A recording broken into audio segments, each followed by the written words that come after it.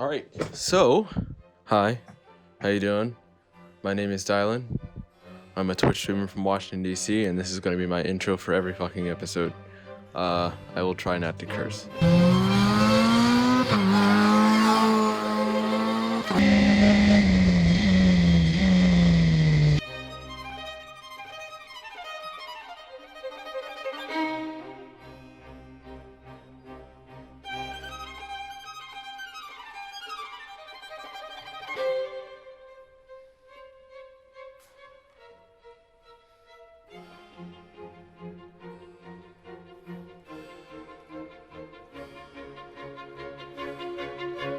Today I wanted to talk about Lucas Oil's School of Racing. So that you don't have to wait till the end of the video, I will say that this school is probably going to be the biggest bang for your buck when it comes to the quality of classes as well as the amount of driving that you do. The track that we raced on was based out of Joliet, Illinois. It is the Autobahn Country Club. It was on the South Course. And so with that, I will say that the track is it's very high speed. A lot of the points when it comes to sort of trusting the car and vehicle dynamics when it comes to weight distribution and proper braking, I would have to say it is actually a fantastic track to learn on. There's a lot of areas where it's straight runoff due to it being a country club. A lot of people bring their expensive cars there, and so if I have a lot of customers bringing Porsche 911s or McLarens and whatnot, the last thing I want is for there to be a lot of sand traps and a lot of walls where expensive cars can ram into or maybe roll. That being said, it is a perfect track for learners because even when people would run off, there is more than enough space for them to recover the car if they do it properly, but to also rejoin the track in a safe manner. Now, let's start with day one. Now, one of the misconceptions that I had coming into there was that on their website, they post that there is a max of, I believe, 5 hours of track time in total over the 2 days, when actually in reality, it felt like we had a lot more. The only times that we were actually in class doing PowerPoints that I can actually remember are 2 separate times, and that was spread over the 2 days, so one a day. And so for the first one, we're going over vehicle dynamics, things like safety, what to do if you spin out, a lot of basic stuff. And then luckily, because of the fact, and this may be why we had a lot more track time, a lot of the kids there knew how to use a clutch. So there wasn't a lot of time being spent trying to teach them to learn how to use manual. For me, because I work with a ton of used and new cars at my dealership, thank God I knew how to work a clutch because, you want to get as much track time as possible. As soon as we went out, it was pace car drills where basically he sort of took us along the line. We were sort of getting used to the speed of the car. I believe we didn't go over 4,500 RPMs just because, number one, we're not even going fast enough to warrant that. And sort of within that exercise, we got to see how the car handles around certain turns, especially with braking at the end of this back straight area at the end of the track there. And all in all, I think that in terms of an introductory drill, it was absolutely perfect, especially for those who have never either done karting, been in fast cars to begin with, or just trying to figure out what the car can actually do. Continuing on, once they got a feel that everybody knew how to use the car, we then went on to segment training. And what that basically means is that each track that you go on, you can see this in Formula One especially because they make a huge deal out of this. You have what is called sectors, and each track maybe have 3 to 4 sectors. That's a time where at the beginning of it, you time the driver, and at the end of it is when you stop the watch. And you sort of try to get to the end as fast as possible. But in our case, we weren't really trying to rush through it because, this is not like a time attack or qualifying sort of situation. This is you're trying to learn what the car can do. But now we let go of the reins. You don't need to follow anybody. You can go up to 4,500 RPM, but it's only you within maybe a 10-second window. And then, of course, you have the next driver. So with that, it really taught us even more so the proper way of going around this track, because it was basically up to us to find the proper racing line around these corners, around these certain sectors, in order to get to the end.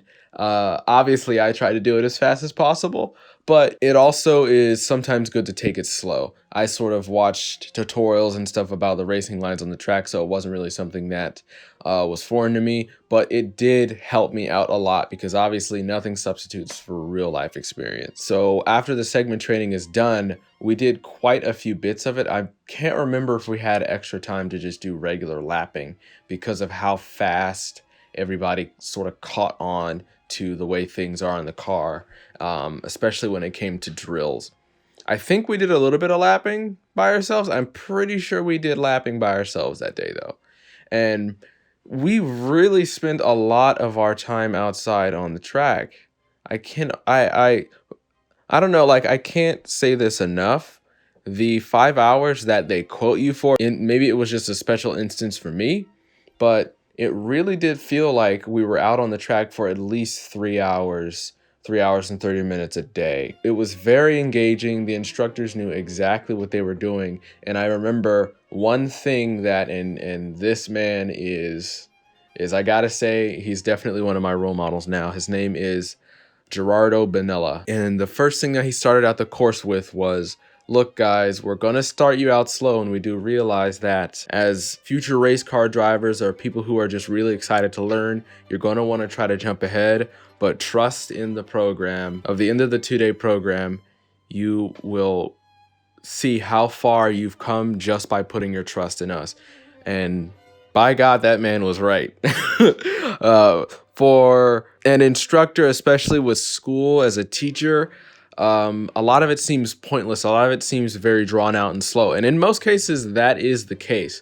But with Lucas Oil Racing School and with Gerardo and the way he teaches and the way the instructors go about how they teach and instruct, I gotta say, when they took it at the pace that they did in 2 days, you just know the track so well. Like, you can really learn a car if you just take your time. And so that's what we all did. Now, that was pretty much the end of day 1. Day 2 was a little bit more exciting. Day 2 included things like braking drills, where we would once again do the segmented sections, but instead of there being a sort of timer or a sort of slow down and then go, we did braking on all of the important braking points. And so the purpose of this was to not necessarily lock up the brakes, but at some points you wanted to actually try to lock up the brakes just to see to what extent I can take this car before it goes over that edge, and then dialing it back a bit to the point where as a driver, and this is especially important in open wheel racing, because things are a lot more faster paced, you want to get to peak brake performance as fast as possible. So with that, you need to train your calves to be able to put enough pressure onto that brake pedal to stop the car as fast as possible, but also at the same time, as the car gets slower, you obviously don't sit up and keep 200 pounds of brake pressure from 100 miles all the way down to 15. You need to lessen that up, because then the slower you get, the higher the risk of locking up the wheels as you come off the brakes. And so it was all about getting to peak braking performance as fast as possible and then letting off all within one smooth motion. We had 3 sections of the track that we would have a set of cones where we race.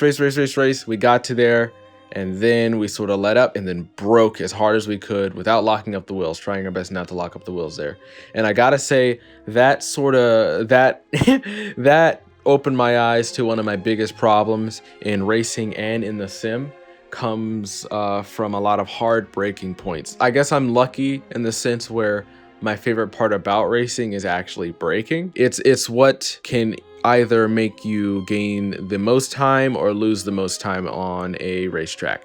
And this is where sort of things start winding down. Those last sessions after brake training was just straight lapping. I guess for them, it's just sort of like a group evaluation where I guess they decided that, you know what, these guys are at a point where maybe they don't need a lot more instruction. And so then the last bit after all of that, then we practice rolling starts. In a lot of lower level racing bodies tend to do a lot of rolling starts just because they're safer. And so we sort of did we would come around the entire track behind a pace car, and then a guy would wave a green flag, and then once the pace car went in, the lead car would immediately, once it was green, they went, and we all practiced that, and obviously we slowed down because for a bunch of newbies, it is quite dangerous to actually go and do a real race. That was relatively fast, and then after that, it was just nothing but lapping. And that is when you really just sort of were left by yourself to decide, after hearing all the feedback from the instructors over that 2-day period, to get it in your mind what you needed to work on, and then try to work on it within like the 30 minutes that you were allowed to race. But once that came to an end, we did the ceremony where you get your certificate and you get your nice little hat. It's like a little badge of honor.